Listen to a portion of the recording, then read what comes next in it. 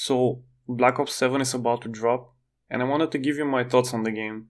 I played the beta for roughly 30 hours, and honestly, it really surprised me, but probably not in the way you think.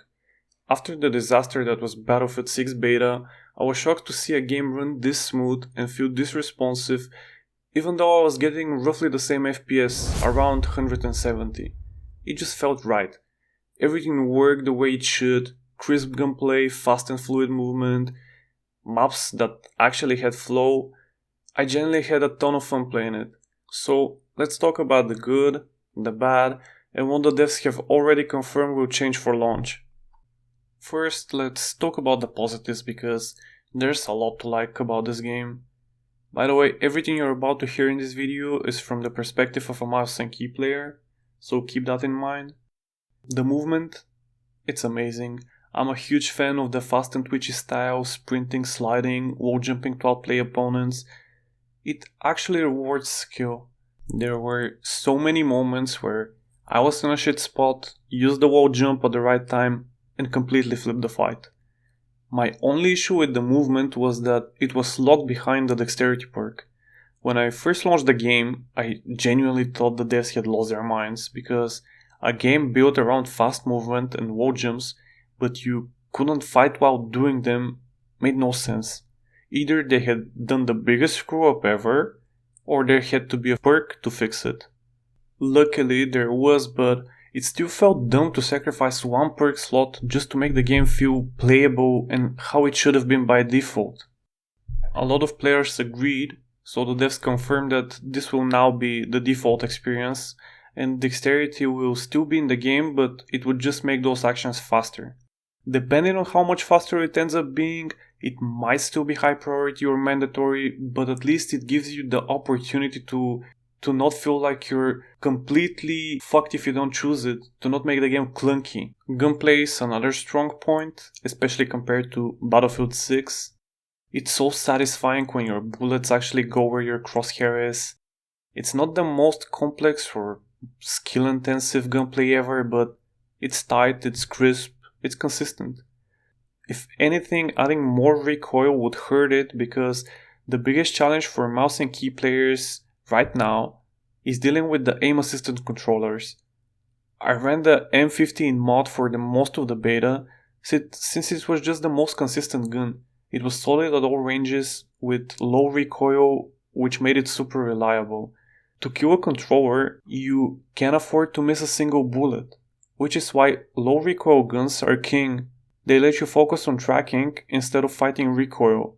I even lowered my ADS sensitivity for even higher consistency. Maps were decent too. You can tell they were designed with wall jumping in mind and not as a random gimmick added at the last minute.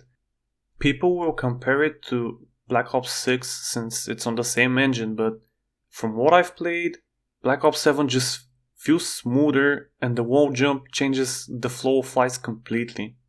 The new Overload mode was really fun too, but only on the big map. On smaller maps, it didn't really work. You'd grab the bomb, take 10 steps and you're already at the drop point. On the larger map though, it slowed things down a bit, just enough to make the matches feel more tactical and give the matches higher stake than regular multiplayer. That said, it really depended on the lobby. Some matches were really sweaty and intense, others were basically TDM with the objective only being played by 1 or 2 people. Still, I would say it's a success because when it works, it's actually pretty fun. Performance, like I already mentioned, was another highlight. The game ran beautifully. It didn't have a single frame drop or stutter during the beta. It's honestly one of the smoothest FPS experiences I've had in years. Mouse input was a bit floaty, I don't know what causes this. So there's definitely room for improvement, but overall, like performance-wise, it was incredible. And lastly, but most importantly, minimal skill-based matchmaking, or as some people called it, no skill-based matchmaking, was probably the biggest W of the beta. Not that I minded sweaty lobbies, I actually like the challenge, but strict SBMM makes the game exhausting if you keep spamming. Casual game modes aren't supposed to feel like that. That's what ranked is for. The no SBMM lobbies, as some people call them, were a breath of fresh air. Sure, you could still run into strong players, but it felt more natural, like old school COD. You could drop a 50 bomb and not instantly get punished with 3 miserable matches afterwards. It's so luck of the draw. Ping also felt a lot better because you're matched primarily based on ping, which made the game feel more responsive. And once open beta hit, I was getting into way more lobbies where it was mostly PC players, and my enjoyment obviously went up tenfold. If they ever add an option to opt out of crossplay, this could easily become one of the best casual run and gun games for mouse and keyboard players. The tight gunplay and the fast movement just clicks. As far as negatives go, the list is quite short and I've already touched on most of them. SBMM is a hot topic that many people are currently debating, and we'll see how it pans out, but the devs really need to stick with their minimal matchmaking, because heavy SBMM will kill the long-term replayability of the game, and every game would feel like a tournament and you burn out fast. So some people are speculating that eventually they're gonna remove it. If they don't remove it, then that's awesome. Another issue that I already talked about is crossplay and aim assist. This was by far my biggest issue with the beta. It just doesn't feel good going up against what's basically legalized aim hack. It's not okay for a below average controller player who barely has any hours in the game to hit more shots and be above average PC player. If the no SBMM trend of mostly PC lobbies continues, this won't be a deal breaker, but it's still something to keep in mind, and that would make the game a lot better if it was added. Because you will face rollers. Yeah, it might be lower, but when you face them and they track you like gods, it feels infuriating. I haven't seen many people talk about this, maybe only I feel this way, but I think the speed and responsiveness in which you could fight needs to be increased by a little bit. Jump to fire, dive to fire, sprint to fire. I think all of them need to be a little bit faster across the board. For a game built around speed and aggression, it sometimes feels unnecessarily slow, especially some of the reloads. And with time to kill being this fast, whoever is holding an angle usually wins.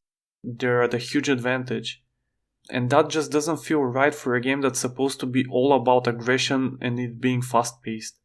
Making ADS a bit faster would level the playing field and bringing back the ability to fight back rather than just get deleted and force some more passive playstyle. I forgot to mention Killstreaks earlier. They were quite solid overall. When the Gravemaker was reviewed, many people, me included, thought it looked really stupid and broken to be able to kill people across the map, behind cover and everything. And it is strong, but there's decent amount of counterplay because you can see the laser, you can then make your movement really sporadic and make it a really hard kill. And let's not forget it's a kill streak, like it's supposed to be a bit broken. And when you're the one using it, it just feels awesome. Like there's so much dopamine hit when you keep lasering people across the map with a sniper. Overall, the Black Ops 7 beta was a blast. The foundation is strong, it has great movement, tight gunplay, and smooth performance, and if the devs keep their promises, this could easily be one of the best Call of Duty titles in years. It's not perfect, but it's fast and skillful and actually fun, something we haven't been able to say for a while. Anyway, that's been my experience with the beta. Let me know if you guys had fun with it and whether you're planning to grab it at launch or sit this one out. Catch you in the next one. Peace.